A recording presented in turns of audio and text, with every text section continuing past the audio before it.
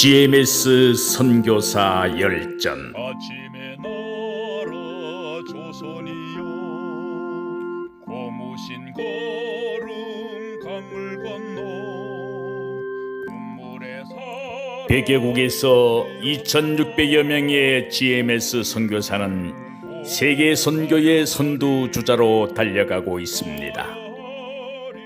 GMS 선교사 열전은 2023년 지금도 선교적 사명을 따라 사역을 감당하고 있는 자랑스러운 우리 GMS 선교사들의 드라마와 같은 삶과 사역을 찾아갑니다. 안녕하세요. 저는 아프리카 우간다에서 사역하고 있는 최정호 선교사입니다. 이 세상에는 요란한 일들이 많이 있지만 우리 GMS를 사랑하시고 우리 GMS 선교사님들을 사랑하시는 우리 아버지께서 오늘도 저희 GMS 선교사 열전과 함께 해주심을 감사드립니다. 오늘은 대국에서 사역하시는 김재정 선교사님을 모셨습니다. 김재정 선교사님은 대전신학에서 공부를 하시고 1994년부터 태국 사역을 하시고 GMS 선교사님으로 2001년부터 사역을 하고 계십니다. 사역과 삶 모든 면에서 아주 모범적인 모습으로 많은 영혼을 주께 돌아오게 하는 귀한 사역을 통해서 오늘 저희에게 주시는 주님의 음성 듣기를 원합니다. 전주 양정교회에서 파송을 받으셨습니다. 오늘 우리 김재정 선교사님 귀한 은혜의 시간 될 줄로 믿고 우리 선교사님을 환영하겠습니다. 박수로 환영하겠습니다. 감사합니다. 저는 태국 북동부 작은 시골 마을에서 반딧불이와 함께 살고 있는 김재정입니다. 선교지에 온 지 꼭 30년 되었는데 개척하면서 어려운 것들이 누구나 겪는 일이니까 저는 이제 그간의 세월 돌아보고 하나님께서 행하신 일들 그리고 저를 위해 도와주신 분들을 향한 감사의 시간을 갖고자 합니다. 성장 과정. 저는 불신 가정에서 태어났지만 감사하게도 은행한 추첨으로 들어간 중학교가 미션 스쿨이었습니다. 제 인생에서 어쩌면 가장 행복했던 시기, 하나님을 만났고 꿈에 부풀었던 시절을 그 학교에서 보냈습니다. 타 학교에 비해 환경이 좋아서 다양한 문화 혜택을 받을 수 있었고 매주 수요일마다 채플 시간이 있었습니다. 적어도 1년에 한 번씩은 수련회가 있어서 크리스천 명사들을 초청하여 간증 듣는 시간도 있었고 그래서 자연스럽게 예수님을 영접했으나 어머니의 강한 반대로 교회는 다니지 못했습니다. 가정 형편이 어려워 상고에 들어가게 되었고 아버지의 소원이 5남매 중 자식 하나 은행원 만드는 거였는데 감사하게도 조흥은행에 합격이 되었습니다. 이제 성인이 되었으니 어떻게든 교회 나가자 결심하고 어머니 몰래 교회를 다니기 시작했습니다. 나름 착한 딸이어서 외출하면 꼭 말씀드리고 다녔는데 교회 갈 때만은 어머니를 속여야 했습니다. 갔다 온 후에는 언제나 눈물이 쏙 빠지도록 혼이 났지만 신앙만큼은 포기할 수 없어 끈질기게 다녔는데 그러던 중 너무나 건강하셨던 어머니가 장암 수술을 받게 되었습니다. 출근 전 늘 어머니를 위해 찬양과 기도로 위로해 드렸고 드디어 어머니의 마음도 열려 기도가 끝나면 아멘으로 화답하셨는데 꼭 1년 뒤 하나님 품에 안기셨습니다. 아버지와 남동생 넷, 설상가상으로 1년 뒤 어머니의 죽음으로 충격받으신 아버지께서 중풍으로 쓰러져 안살림, 바깥살림은 물론 아버지 병간호까지 해야 하는 상황이 되었습니다. 딸 하나라고 곱게 자랐는데 어느 정도였냐면 엄마가 고3 때까지 소풍을 따라다니셨어요. 참얼미한다고. 근데 어머니의 죽음 이후엔 전혀 다른 세상에서 살게 되었습니다. 신앙의 힘으로 어찌어찌 버텼겠지만 실은 그 후로 10여 년을 어떻게 살았는지 기억할 수가 없습니다. 아버지께서 11년 정도 투병 후 돌아가시어 처음으로 저 혼자만의 시간을 갖게 되었습니다. 돌아보니 딱 1년이었는데 그 모처럼의 시간 무엇부터 할까 생각하다 피아노를 배우기로 했습니다. 그때 배운 실력으로 지금 교회에서 예배 반주를 하고 있습니다. 서양 선교사님들과의 만남. 저는 은행원이란 직업을 천직이라 여기며 직장을 다녔는데 그중 감사한 것은 서양 선교사님들과의 만남이었습니다. 제가 다녔던 조흥은행에 선교사들의 선교비 모으 계좌가 있었기 때문에 선교사들은 대부분 저희 은행 계좌를 갖고 있었습니다. 그분들과 대화도 하고 싶고 겸사겸사 제 업무가 아니었어도 늘 도맡아 그분들을 도와드렸습니다. 당시엔 잘 몰랐는데 나중에 보니 정말 유명하신 분들도 많았습니다. 선교 소명, 김정배 선교사님과의 만남, 교회에서 고등부 교사로 섬기고 있던 어느 날 대학부 동계 수련회 광고가 났는데 그 장소가 마침 근무하던 곳 가까이에 있었습니다. 퇴근 후 집에 가려고 버스를 기다리고 있었는데 눈이 어찌나 많이 오든지 차가 영 오질 않았습니다. 대학부 수련회나 가볼까? 갑자기 이런 생각이 스치면서 버스 정류장과 수양관 입구 사이를 계속 왔다 갔다 했습니다. 그래도 차가 오질 않아. 그래, 기도라도 실컷 하고 가지 뭐. 라며 수양관으로 발걸음을 옮겼는데 지금은 저희 팀의 설립자이신 김정배 선교사님의 선교 특강이 진행되고 있었습니다. 특강 후엔 청년들과 선교사님의 대화가 새벽까지 이어졌고 하나 둘 방으로 들어가 마지막엔 선교사님과 저만 남게 되었습니다. 선교사님은 동역할 선교사가 필요했기에 누구라도 동원하고 싶으셨겠지만 저는 선교에 관해 너무나 무지했고 나 같은 사람이 무슨 선교사야 그런 생각을 했을 것 같습니다. 왜냐하면 제가 생각했던 선교사의 기준은 그동안 은행에서 만난 분들이었으니까요. 그런 가운데 대학부 리더가 되어 제자 훈련을 받게 되었고 늘 성령 충만한 삶을 사모했던 것 같습니다. 어느 날 은행에서 한가하게 앉아 있었는데 이렇게 살아도 될까? 좀 더 주의 일을 마음껏 할 수 있는 직장은 없을까? 그런 생각이 들었습니다. 그래서 93년 새해부터 작정하고 새 직장을 위해 기도하기 시작했습니다. 그러던 어느 날 은행에서 갑자기 구조 조정 얘기가 흘러나왔습니다. IMF 사태는 97년에 났지만 은행에선 진작부터 조짐이 심상치 않음을 알았기에 93년부터 구조조정을 시작. 저도 대전에서 천안으로 떠나야 했습니다. 당시 수요일마다 제자훈련을 받고 있었기 때문에 맨 처음 들었던 생각은 과연 제자훈련 시간을 맞출 수 있을까였습니다. 워낙 퇴근 시간이 불규칙했기에 불가능하다는 결론이 났고 그럼에도 밤새워 기도하며 하나님의 뜻을 구했습니다. 하나님께서 하시는 일은 우연이 없기에 이게 대체 무슨 일일까 기도하던 중 새 직장을 위해 기도했었지. 하나님께서 새 직장을 주시려나 보다. 저는 기도 응답의 확신을 받고 다음날 출근하여 바로 사직서를 제출했습니다. 소식을 들은 결혼한 선배 언니들은 저의 사정을 너무나 잘 알았기에 너 정신 차려. 심지어는 야, 이 미친 X야, 너 어쩌려고 그래. 사방에서 전화가 왔지만 17년간 다녔던 은행, 그것도 정년 퇴직을 염두에 둘 정도로 애정을 갖고 다녔던 직장을 미련 없이 떠났습니다. 그리고 사람들의 전화를 받으면 혹시라도 마음이 흔들릴까 봐 일주일간 전화기 코드를 뽑은 채 지냈습니다. 선교지에 가게 된 동기와 배경. 지금도 잊을 수 없는 94년 4월 초 어느 수요일 저녁 예배당 올라가는 계단에서 저는 올라가다가 목사님은 내려가시다가 지금부터의 목사님은 김정배 선교사님입니다. 계단 중간에서 우연히 만나게 되었습니다. 목사님은 대뜸 여권이 있는지 물으셨고 없다고 하자 빨리 여권을 만들었으면 좋겠다. 서울 내곡교회 자매들 셋이 태국으로 성경학교 하러 가는데 우리 교회에서 한 명도 가지 않으면 좀 그러니 같이 가줬으면 좋겠다고 하셨습니다. 상황을 보니 날짜가 너무 촉박하여 다른 생각할 겨를도 없이 급히 여권을 만들었습니다. 그 시점이 제 인생에서 결코 잊을 수 없는 중요한 순간 중에 하나가 될 것임을 당시엔 정말 몰랐습니다. 그날의 만남 전에 대체 무슨 일들이 있었을까요? 93년 11월엔 제가 은행에서 퇴직을 했고 한 달 뒤인 12월엔 목사님 가정이 태국을 탈출 한국으로 들어오셨습니다. 혹시 목사님의 과거를 아는 분들이 계시는지 모르겠지만 간략하게 요약을 하자면 때는 바야흐로 93년 4월 태국의 가장 큰 명절이자 온갖 우상들이 총 집합하는 송크란 축제 기간이었습니다. 우상 문제로 고민이 많던 목사님은 그날 저녁 예배 때 콕 자는 성도들에게 우상 숭배 헛됨과 진정한 예배에 대해 가르치시며 내일 새벽 기도 시간에 집에 있는 우상을 모두 가져오도록 했습니다. 목사님의 가르침에 따라 여성도 3명이 자기 집에 있는 우상들을 가져왔고 목사님은 나름 조심스럽게 그 우상들을 제거했지만 일에 집중하느라 전혀 모르는 상태에서 아침 와 계시던 중국의 집사님에 의해 사진이 다 찍혀버렸고 여러 경로를 거쳐 내용은 알지만 시간 관계상 생략할게요. 그때의 작업 과정에 담긴 사진들과 부서진 우상 조각들의 일부가 드러나게 되었습니다. 왕, 나라, 불교가 삼위일체이고 우상과 불교의 경계선이 모호한 태국이기에 93년 12월 초 당국에 고발되었습니다.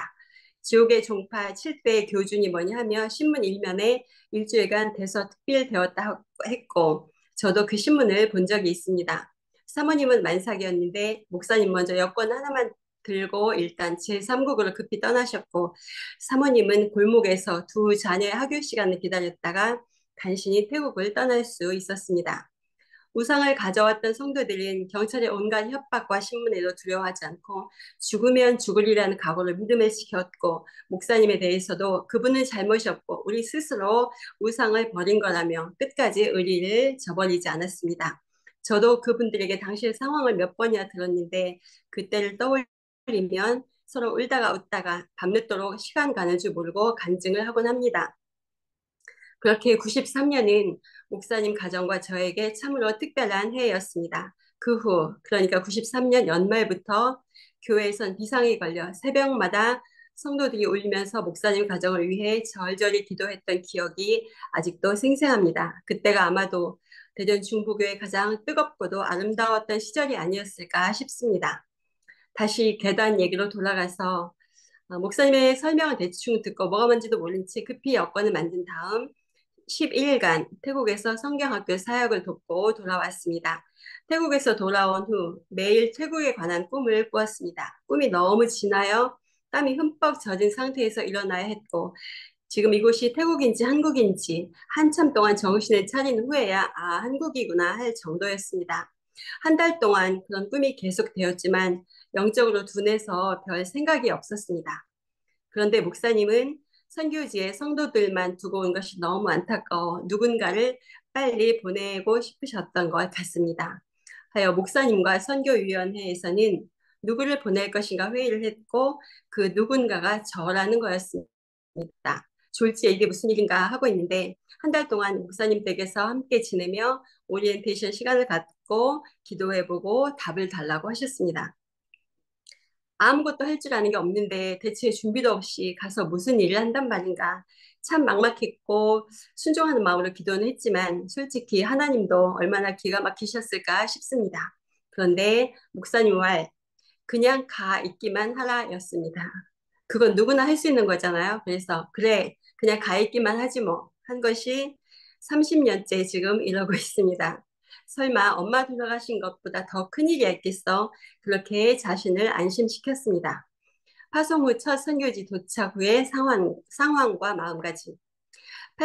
94년 8월 중국의 파송을 받고 드디어 태국으로 들어왔습니다. 목사님은 블랙리스트에 올라가 있었기에 사모님만 아직 젖먹이인 막내와 함께 들어오셔서 이것저것 정착을 도와주셨고 처음부터 현지인 자매들 6명과 함께 한 집에서 지내게 되었습니다. 그중 한 자매는 목사 사모가 되어 요즘도 매일 새벽 코로나 때 시작된 줌 기도회에서 만나 3년 3개월째 기도회 동지로 지내고 있습니다.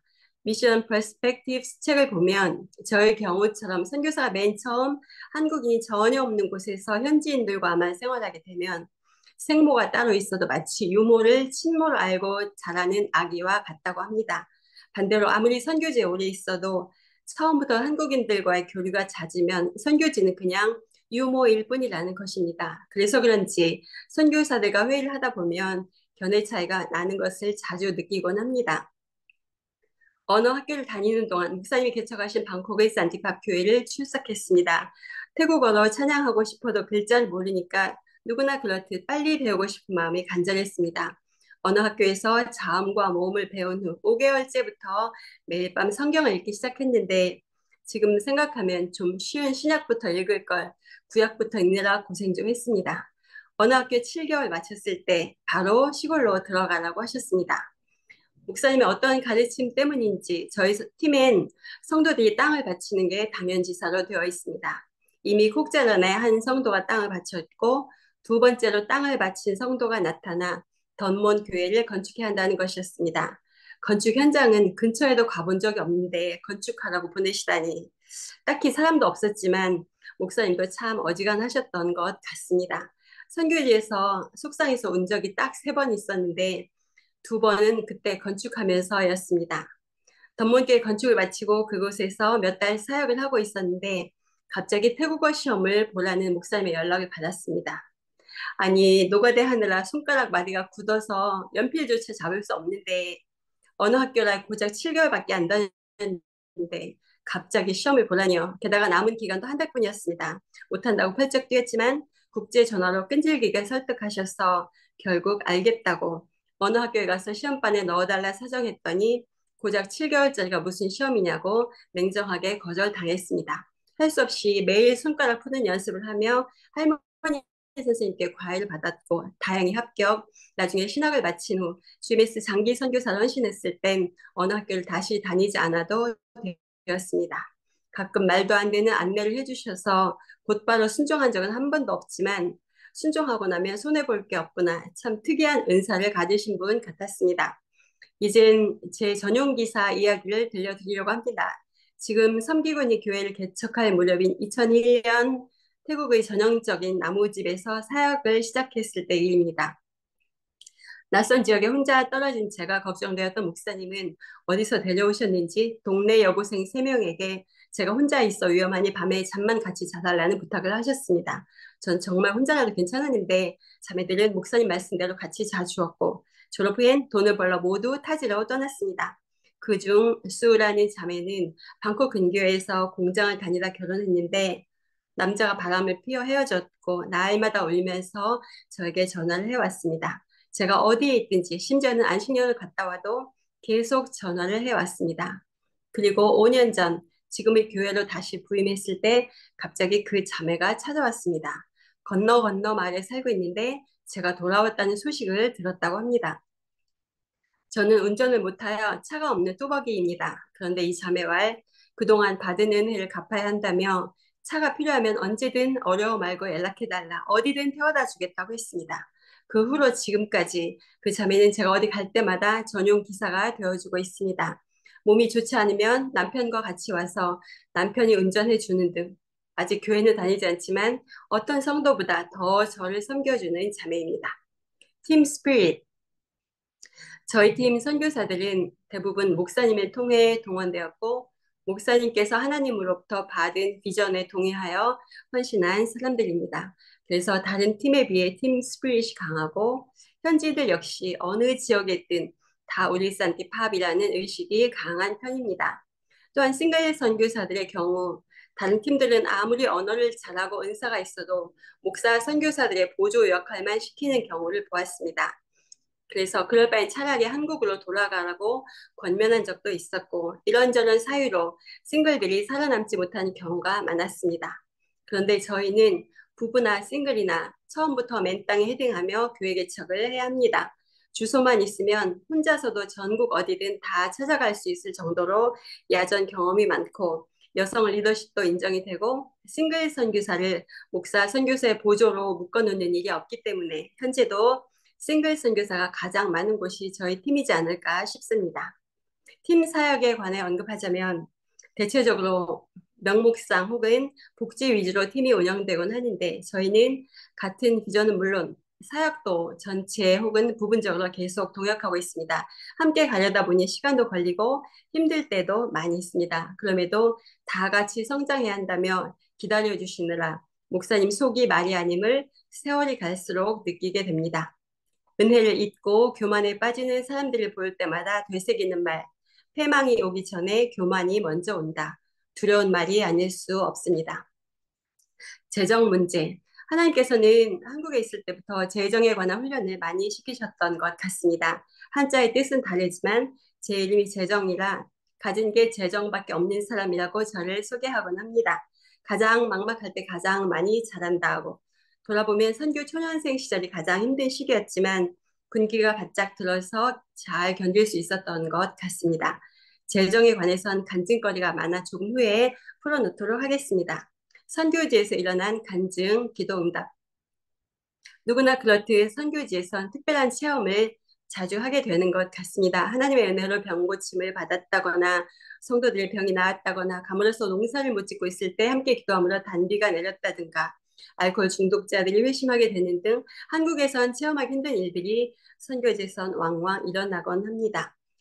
저는 한때 제 은사가 뭔지 몰라 은사를 구한 적이 있었습니다. 그러다 깨달은 사실, 은사가 많으면 목사님처럼 하나님께서 본전을 뽑아가신다. 쓰임받는 건 감사한 일이겠지만 인생이 고달퍼진다라는 깨달음이 바로 왔습니다. 그래서 하나님, 전 더 이상 은사가 필요 없습니다.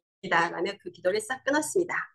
그럼 대체 나의 은사는 뭘까? 구하자니 겁이 나고 없다 생각하니 좀 부끄러웠습니다. 그러다가 최근에 드디어 제 은사를 찾았습니다. 하나님께서 많은 사람들을 감동하시어 여기저기서 헌금이 들어오고 있는데 그 돈을 받아 나누는 것, 그것이 저의 은사입니다. 재정 문제로 힘든 분들께는 죄송하지만 하나님께서 하신 일이기에 나누고자 합니다. 첫 번째, 선교사 단체 등록. 목사님이 태국에 안 계시다 보니 저희 팀은 체계가 잡히지 않은 채 각자가 교회 개척에만 몰두하는 상황이었습니다. 어느 날 갑자기 흩어져 있는 교회들을 묶어 태국 정부에 등록하라는 연락이 왔습니다. 선배인 죄로 사람들의 도움을 받아 간신히 서류들을 제출했고 1년 동안 기도하며 기다린 끝에 드디어 정부에 등록, 큰 감사와 감격이 있었습니다. 몇 년 뒤 교회 단체가 등록된 곳은 선교사 단체를 등록하라고 했다 합니다. 후배들이 계속 들어와 이젠 제가 하지 않아도 되었건만 어쩌다 또 제 손에 서류가 들어왔습니다. 그래, 한번 해본 적 있으니 내가 하는 게 낫겠지라며 또 덤벼들었습니다. 중요한 서류 중에 하나가 기존 단체의 추천서였는데 목사님께서 우리 교단 대선배님께 부탁드렸지만 거절과 다름없는 어려운 조건을 말씀하셔서 결국 목사님의 친구인 감리교 목사님의 도움을 받았습니다. 마지막 남은 한 가지는 디파짓 할 돈이었습니다. 저희는 태국인들도 인정하는 제일 가난한 팀이었기에 그런 돈이 있을 일이 없었습니다. 어느 날 미국에서 오신 장로님 부부와 함께 해마다 하던 의료 선교를 하느라 시골 교회들을 돌고 있었는데 GMS에서 연락이 왔습니다. 저에겐 거액인 헌금이 들어왔으니 빨리 프로젝트 안을 보내라는 거였습니다. 송금인을 물어보니 전혀 모르는 분이었고 무조건 서류만 빨리 보내라고. 그래서 지금 의료 선교 중이고 사역지는 인터넷 상황도 안 좋아 어차피 서류를 빨리 보낼 수 없다. 차라리 그 돈 안 받을 테니 돌려보내라고 했습니다. 어이가 없었든지 그럼 돈을 먼저 보내줄 테니 서류를 꼭 보내달라고 했습니다. 의료 선교를 마치고 사역지로 돌아갔는데 대체 누구일까 궁금하여 인터넷에 들어가 봤더니 벤처기업을 하시는 분이었습니다. 대체 나를 어떻게 아셨을까? 나중에 알아보니 잠깐 단기 선교를 다녀간 자매의 상사인데 그 자매가 태국을 다녀간 뒤 한 달 동안 병원 신세를 졌다며 대체 얼마나 열악한 환경이기에 그런 생각을 하셨던 것 같습니다. 그렇게 생각지 않은 헌금으로 무사히 선교사 단체 등록을 마칠 수 있었고 그 덕에 수년 뒤 태국 정부의 비자 방침이 깐깐해졌음에도 저희 팀은 마음 놓고 비자를 쓰고 있습니다. 그 헌금이 아니었더라면 얼마나 고생했을까 두고두고 감사한 마음입니다. 두 번째, 혹자단교회 건축. 좀 전에 말씀드렸던 저와 함께 의료 선교를 해오셨던 미국에 계신 장로님께서 교회 건축에 써달라고 헌금을 보내주셔서 마침 건축을 계획 중이던 콕자는 교회로 보냈고 그곳에 아름다운 예배당이 세워질 수 있게 되었습니다. 세 번째, 던꺼교회 건축. 던꺼교회는 현재 제가 사역하고 있는 교회입니다. 2001년 GMS 파송을 받고 처음 개척한 아까 말씀드렸던 세 자매와 함께 잤었던 그 교회입니다. 제가 떠나고 다른 사역자들이 사역하다 그들도 다 떠나서 7년간 사역자 없이 성도들끼리만 예배를 드려왔기 때문에 영육간에 많이 분건 상태였습니다. 원래는 팀 정신에 따라 산티팝이 없는 지역에 가서 새 교회를 개척하려 했는데 교회 상황을 보니 딱하기 그지없었습니다. 하여 15년 만에 다시 부임했는데 부엌은 귀신이 나올 것만 같았고 사방 어느 곳도 눈을 둘 곳이 없었습니다. 이곳도 역시 땅을 바친 곳이라 예배당부터 건축하고 싶었지만 성도들이 너무 딱하여 부엌과 식당, 창고를 먼저 짓기로 마음먹었습니다. 다 부수고 널찍하게 짓다 보니 뜻하지 않은 예산이 들어갔지만 전혀 모금하지 않았음에도 딱 필요한 만큼의 예산이 채워졌습니다. 그 후 예배당을 건축하게 되었는데 그때도 파송교회인 양적교회조차 알리지 않았습니다. 양주교회는 선교사들을 많이 파송하다 보니 성도님들이 힘에 부치도록 헌금해도 늘 모자랐기 때문에 차마 저까지 손을 벌릴 수가 없었는데 누군가 입을 통해서 소식이 들어갔는지 양정에서도 일부 보내주셨고 여기저기서 헌금이 계속 들어왔습니다. 저는 모금도 대출도 다 싫은 사람이라 현재 손에 있는 금액 딱 그만큼만 지어달라고 건축회사와 계약했고 그래서 하나도 신경 쓰지 않고 건축을 마칠 수 있었습니다. 기념관 건축. 예배당 건축을 다 마쳤는데 선교 기념관을 건축하라는 감동이 와서 또 열심히 헌금했습니다. 저는 모금도 하지 않지만 사실 헌금을 위한 기도도 하지 않습니다. 선교사 파송을 받았을 때도 그 흔한 기도 카드조차 만든 적이 없습니다. 선교비에 관한 기본 정신은 있는 바를 족한 줄로 알라. 그리고 거기에 사역이든 생활 씀씀이든 수준을 맞추고 있습니다. 그래서 내세울 만한 큰 건물도 사역도 없지만 나름 특별한 은혜를 끊임없이 체험하고 있기에 혹시라도 변질될까 매일 경성하고 있습니다. 정규 선교비회에 들어온 것은 1원도 사적으로 쓰지 않고 전부 팀을 위해 교회를 위해 사용하고 있습니다. 제가 빵 사 먹었다고 말할 사람 없지만 그랬다가 그나마 있는 배달의 인사가 끊어질까 봐 저는 정말 깔끔하게 회계 정리를 하고 있습니다. 오늘은 하나님께서 누구를 감동시키실까 아침마다 궁금합니다. 세븐일레븐 비전. 산티파 비전을 효율적으로 완성하기 위해 목사님께서 세부적으로 만든 77개 도를 7개씩 11개의 구역으로 나누어 각각 자기네 구역의 전도와 개척을 책임지자는 것. 이것이 세븐일레븐 비전입니다. 새벽마다 이 일을 위해 3년 넘게 기도하고 있는데 하루는 이 사역을 위해 헌금을 준비하라는 감동이 왔습니다. 이스라엘 백성이 출애굽할 때 앞에는 홍해, 뒤에는 애굽 군대가 쫓아오고 있는 상황에서 모세가 외친 말이 있습니다. 여호와께서 너희를 위하여 싸우시리니 너희는 가만히 있을지니라. 그때 하나님께서 하신 말씀, 너는 어찌하여 내게 부르짖느뇨? 원문에는 너는 어찌하여 내게 부르짖기만 하느뇨? 라고 되어 있다 합니다. 그래서 모세는 이스라엘 자손을 명하여 앞으로 나아가 바다에 발을 담그게 했고 자신은 지팡이를 들고 손을 바다 위로 내밀어 홍해가 갈라지는 역사가 일어나게 된 것입니다. 그래서 저희 성도들에게 어차피 우리는 전도의 은사는 없는 것 같다. 우선 제일 쉬운 일부터 하자. 괜히 목숨 바치겠다 하지 말고 헌금부터 하자. 그래서 올 1월부터 11조의 절반을 이 비전을 위해 바치고 있습니다. 때마침 현지인 사역자들 중에 전도에 열심히 있는 사람들이 매월 팀을 만들어 새로운 개척지로 전도를 떠나고 있어 그 비용을 지원하고 있습니다. 100만 원씩 혹은 80만 원씩 지원비가 나가는데 전혀 생각지도 않은 분들을 통해 헌금이 들어오고 있습니다. 사실 한국에 갈 때마다 전국을 돌며 모금하시는 분들이나 혹은 아는 사람들이 부자라 1억씩 몇천만 원씩 받는 분들이 들으면 우스울지도 모르겠습니다. 그러나 저에겐 5만 원씩 10만 원씩 매월 보내오시는 분들이 누가 뭐래도 저의 귀한 선교 동지들입니다. 이제는 세계에 흩어져 있는 타이 디아스포라들이 하나둘 연결되고 있고 특히 목사님을 중심으로 싱가포르에 있는 태국인들의 고향 마을에 복음을 증거하기 위한 움직임이 적극적으로 일어나고 있습니다. 저는 그 사역을 지원하기 위해 적은 헌금이나마 계속 모을 작정입니다. 전교인 수련회. 내년 4월에 저희 팀 전교인 수련회가 5년 만에 열리게 됩니다. 때마다 한국에 후원 요청하는 게 낯뜨거워서 혼자라도 예산을 모아야겠다 마음 먹었습니다. 그래서 들어오는 헌금 중 좀 전에 말씀드린 세븐일레븐 비전 그 비용이 채워지면 나머지는 수련회를 위해 모으고 있습니다. 수련회 예산은 500명 기준 3,500만 원인데 개인별 등록비가 있어서 제가 다 채울 필요는 없지만 채워주시는 데까지 모을 작정입니다. 일본인을 통한 기적.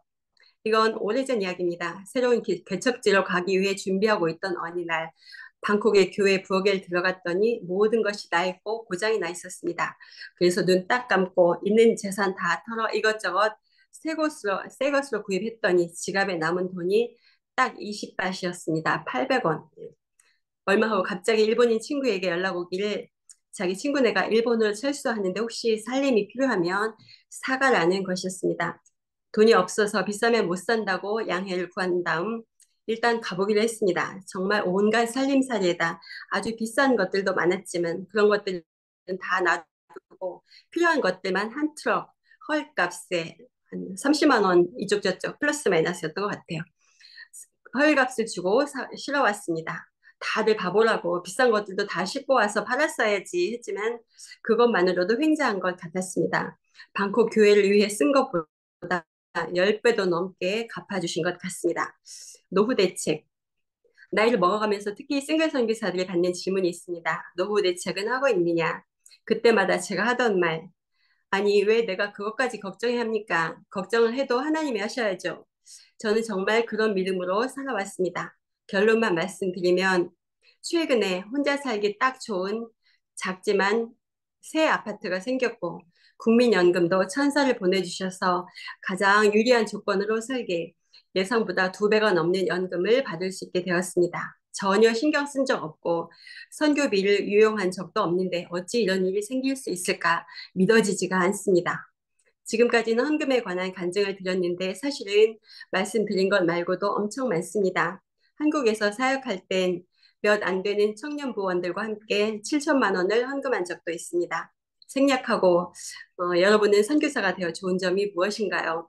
눈에 보이지 않는 가장 큰 이득이 있다면 전방위적인 성장인 것 같습니다. 하나에서 10까지, 청소에서 설교까지 직접 하지 않으면 교회가 유지되지 않는 기간이 있기 때문에 저절로 성장하게 되는 것 같고 성령의 도우심으로 기적도 가끔 일어나고 매일매일이 새로운 날이 되는 것 같습니다.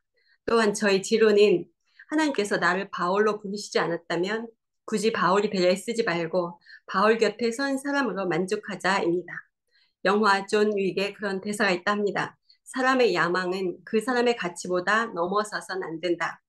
깜냥도 안 되는데 분수에 넘치는 야망을 자신의 가치로 착각하기보다는 그냥 은혜의 물줄기가 흘러가는 자리에 서 있기만 해도 하나님께서 인정하시는 명단에 들어갈 수 있다고 믿습니다. 좋은 팔로워라야 좋은 리더가 될 것입니다.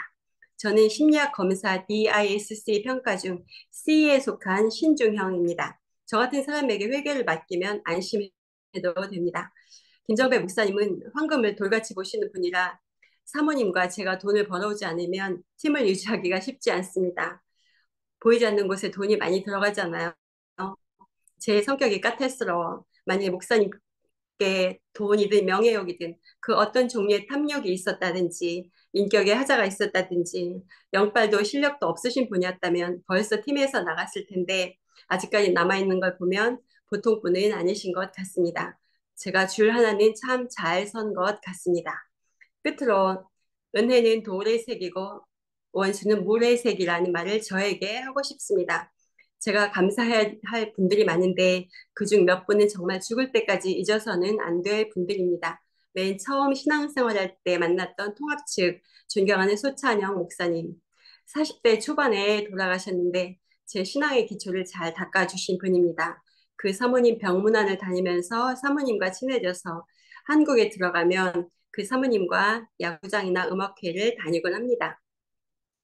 신학교 때 구약학을 가르치셨던 배덕 양문교회 김천수 목사님. 그분이 안 계셨더라면 아마 신학교 1학년 때 중퇴를 했을지도 모르는데 그분의 명성을 듣고 1학년 때부터 매주 목요일 3, 4학년 야간 강의실에 돌아가 청강하면서 신학교를 무사히 마칠 수 있었습니다. 울산 명성교회 김종혁 목사님. 그분이 대전 중부교회 대학부를 맡으셨을 때 제자 훈련을 받았고 덕분에 믿음이 많이 성장하여 과감하게 은행을 그만두게 만드셨던 분입니다. 양정교회 박재신 목사님, GMS 이사장이 되셨지만 그 전부터도 선교사들 위해 정말 애쓰신 분이죠. 다른 교회 소속 선교사들에게 미안할 정도로 배려를 많이 해주시는 분인데 잘 알면서도 예라고 대답한 적이 별로 없습니다. 다른 선교사들은 안 그런데 김재정은 대체 뭐가 그리 당당하냐 그럴 정도로 제가 못됐습니다. 저희 팀 대표 김정배 목사님, 선교의 멘토일 뿐 아니라 다방면에 은사가 많아 하나님이 늘 편애하시는 것 같은 분. 누가 뭐래도 우리 팀이 내세울 건 리더밖에 없다고 외칠 수 있는 팀의 자부심입니다. 그리고 뒤에서 표신하지 않게 기도의 눈물로 물질로 온 마음으로 팀을 위해 헌신하시는 이명국 사모님. 그리고 저를 믿고 기도와 함께 꾸준히 헌금을 보내주시는 분들. 이런 분들이 계셔서 오늘까지 제가 버틸 수 있었습니다. 언제나 현역일 것만 같았는데 이제는 제 차례도 서서히 다가오는 것 같습니다.